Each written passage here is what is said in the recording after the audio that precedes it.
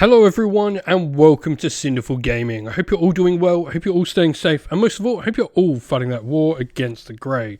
Today's video, we are going to talk Flesh Eater Courts, because today we have on Warhammer Community seen a bunch of the rules for the new codex shown off, including some of the models that are obviously going to be in the brand new box set, which is the Flesh Eater Courts army set coming out for pre-order this coming weekend. You'll be able to pick it up. Don't forget we have discount and affiliate link codes for both the UK and Australian people purchasing the box sets through Element Games and Gap Games as well. If you want to help support the channel, it'd be greatly appreciated. But with that said, we're going to talk a little bit about all the rules we've seen, because there are some really interesting ones, and Flesh Eater Courts have gone through quite a big change. The main thing being, I no longer think they're a summoning army as their main majority thing.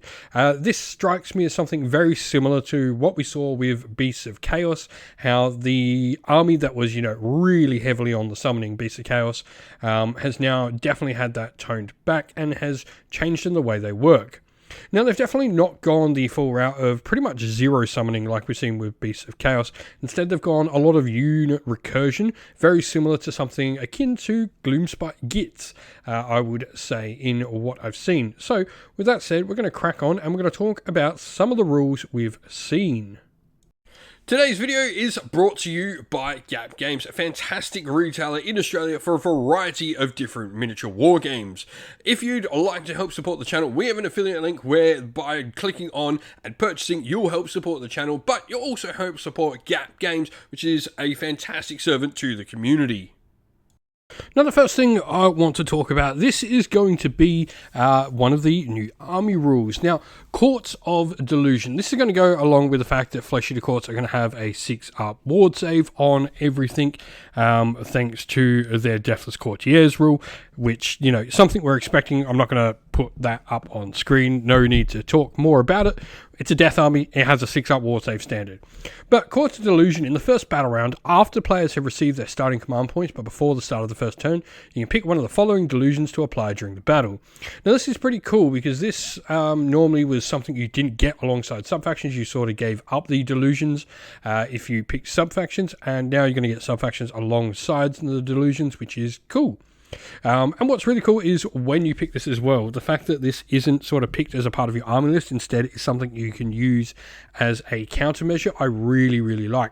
Reminds me sort of like how we have the Cruel Boys ability, the Dirty Tricks, how you can pick them after the battle begins, though these definitely do seem a little bit better than them. The first one, the Royal Hunt, you can add one to wound rolls made by friendly Flesh Eater Court units that target a monster. You can add one to run and charge rolls for friendly Flesh Eater Court unit if you go Crusading Army. Defenders of the Realm, you add one to save rolls for Flesh Eater Court units while they're contesting an objective that you control. The Grand Tournament, you add one to hit rolls made by Flesh Eater Court heroes that are not your general if they've made a charge move. And the Feast Day, the Feeding Frenzy ability applies to a friendly Flesh Eater Court units while they're whole within 12 inch of any friendly heroes that have 4 or more Noble Deeds points instead of 6 Noble Deed points. So this is really interesting. Noble Deeds points is the big one here, but I do think all of these definitely have, their warrant and use. I think you're going to see Feast Day a lot with what Noble Deeds are going to do for the army.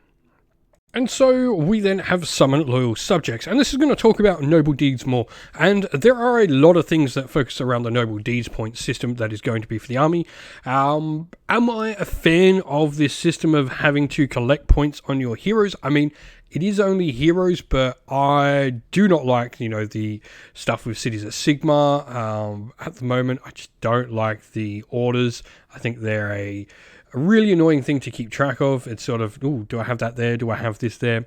I'm not a fan of the system. I like the idea, not a fan of implementation. And I definitely don't like things like Aether Quartz and Aether Gold that we've had for Kharadron Overlords and Lumineth Realm Lords in the past. So, not necessarily a fan, but let's talk about it anyway. At the end of your movement phase, each friendly Aberrant can spend 6 of their Noble Deed points to summon loyal subjects. If they do so, they pick a friendly Serfs or Knight unit that has been destroyed and add a new replacement unit identical to that unit in the army with half the models from that unit rounding up. Replacement units set up within 6 inches of the battlefield edge, more than 9 inches away from enemy units. Each destroyed unit can only be replaced once. Replacement units cannot be replaced themselves. Remaining models are not set up as part of the replacement unit count as being slain slain and can be returned to the replacement unit using Muster Guard ability or the Rally command. So yeah, pretty cool stuff we have here. I do like the fact that you can return models to the units. Remaining models which are not set up, counters being slain, so they can be returned, is really, really powerful. I wonder how long that will take to maybe get FAQ'd that doesn't work like that. That seems like that is going to be incredibly powerful for the Flesh Eater Courts. Well, that's it. This is sort of how you do your replenish now. You're not summoning new units like you were. You're not bringing like the extra 20 ghouls onto the table through a command point and stuff. You are using this as an ability, which is pretty cool. Like, this requires your units to have died, which is going to happen. The Flesh Eater Courts aren't the most survivable army. They still are very much what looks like a glass cannon when we were looking through some of the stats in them. So, be interesting to see how this works. But we've got a few more things to look at that they showed some rules up for. And so, continuing on, like talking about this whole noble deeds point thing, we have a few different things here that all affect them. So, the first of these is Morgan Kingdoms. This is one of the sub-factions, obviously the Morgan, one of the different sub-factions we've had for the Flesh Eater Courts before. And effectively, this allows us to gain noble deeds points when we've got Morgan heroes contesting objectives. Pretty cool, and a way to sort of grab these points. We then have Rousing Oration, which is going to be one of the command traits we have access to. Pick a friendly Flesh Eater Courts hero, roll a dice for each other friendly Flesh Eater Courts hero unit, hold within 12 inch for each 5+, they gain a noble deeds point. And then Ruler of All They Survey. This is a rule on the Charnel Throne, the faction terrain piece. At the start of your hero phase, you add D3 noble deeds points to any friendly Flesh Eater Courts hero that is garrisoning this terrain feature, which is pretty cool. So we've got, quite a bit of things we can do here on extra ways to grab these noble deed points, which of course how we get units back on the table, sort of bringing things back, replenishing those units, sort of bringing them back at half strength, which is pretty cool. They're definitely leaning into it as a thing. Like I said, noble deed point, this is going to be interesting on keeping track of, especially with heroes. It's probably going to make you want quite a few Flesh Eater Courts heroes, and some of the cheaper ones I think will be sort of where you go. It'd be interesting, which Flesh Eater Courts hero is the cheapest and the most survivable. Where does that balance sort of fit in the force? We then have some magic shown. Now we do have a cool upgrade and one of the enhancements where you can add one to casting, dispelling, and unbinding rolls for the general, which is really cool. And if the general has 6 noble deed points, you add 2 the casting, and dispelling, and unbinding rolls instead. So, I do like this as a thing. This was something I remember in one of the old ogre books where they get, the hungry and eating, and like nothing worked off hungry and eating. Barely anything in that book worked off it. I like that they are leaning into the army rule here. The fact that, you've got these noble deed points, you get more.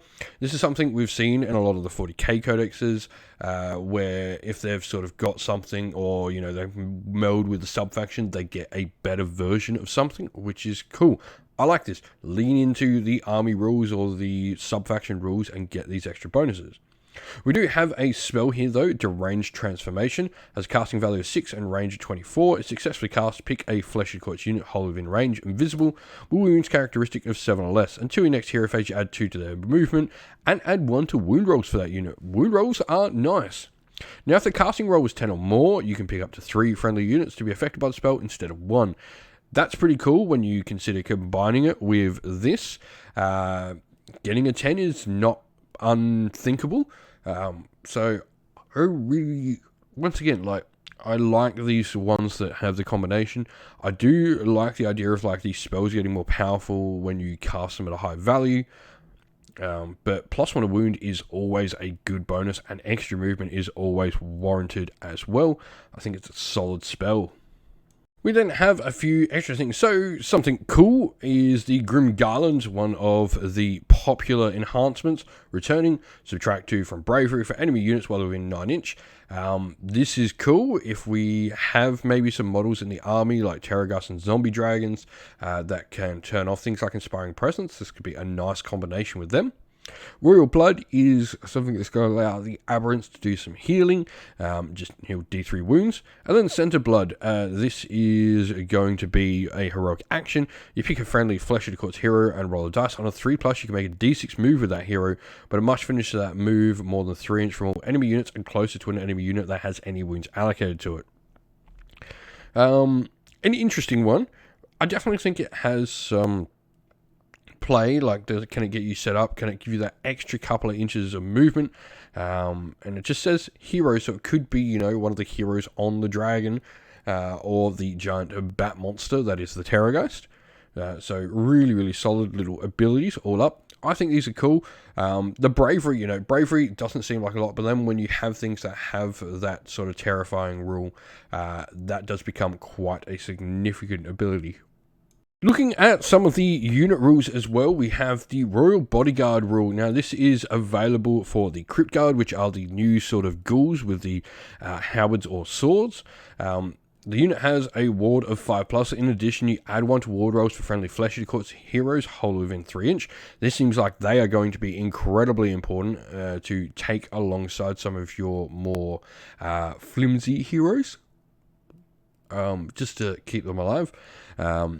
Really solid, like giving +1 to ward rolls, turning your heroes into a 5+ ward standard is nice, and the unit having a 5+ ward standard is really good as well, making them quite survivable. A nice solid ability for them. Depending on points, you know, we'll see what they are like. And then we have some rules for the Vargulf that was shown off. Victory Feast at the end of the combat phase. If any enemy models were slain by wounds caused by it, you can heal D6. In addition, at the end of the combat phase, this unit can immediately retreat. That is a really cool rule, especially like if you are potentially working for a double, or if you're damaged and you're sort of trying to distract your opponent with it. This can make it a really good like distraction piece, a absolutely really good bait piece for your opponent to sort of just retreat it out, put it somewhere that your opponent wants to go chase it when it's now served its purpose. It could be a really interesting sort of piece to use. King's Champion is another one though. At the start of the combat phase, you can say this unit will use this ability, and if you do so, in that phase you add 2 to your attacks, but it can only target units that have a wounds characteristic of 1 or 2 and do not have a mount. That's still fine though, like being able to just choose it depending on what you're fighting is useful. Yeah, I would be interested in what it's going to do and how it's going to gain this, if there is any maybe negative, or if it has some options of other abilities that go alongside this. And so that is all the rules that did get shown off in the battle report. Obviously, we saw some other things like some of the hit rolls and stuff that were needed. I won't go through all of them today. Just thought we'd share the rules that popped up on screen.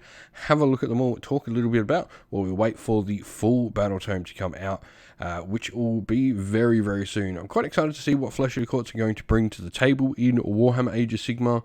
But if you've got some thoughts on them, let us know yours down in the comments below. And so that's the end of the video. We hope you all enjoyed it. If you did, please don't forget to leave a like, subscribe, and drop a comment down below letting us know what you enjoyed about the video. If you'd like to come chat more with me and other members of our great little community here, we have a Discord server linked down in the video's description, and also linked down there are the best ways to help support the channel as well.